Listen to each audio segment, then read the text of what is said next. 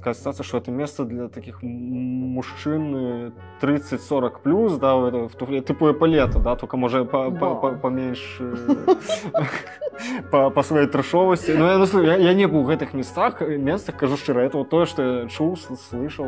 А в эполете ты был? Не, я ж кажу, я не обминул это место. А у Доме офицеров был? А там же были такие тоже концерты. Не было никакого культурного життя. Вообще не было. Я помню, у Доме офицеров я была, когда приезжал питерский балет. І от вони давали концерт у Домі офіцерів. Я пам'ятаю, як я некими неслася з праці, бо там от за ТЕЦ працювала у яких там вельми віддалених таких промислових зонах. Як я неслася, як на цей балет поспеть, там яких машини тормозила, на попутках, що-то там як-то вот так вот. І примчалася, і уселася. І я просто пам'ятаю, що таке враження, пробачте, що вельми моцно топочуть, балеринка, дудум, это все.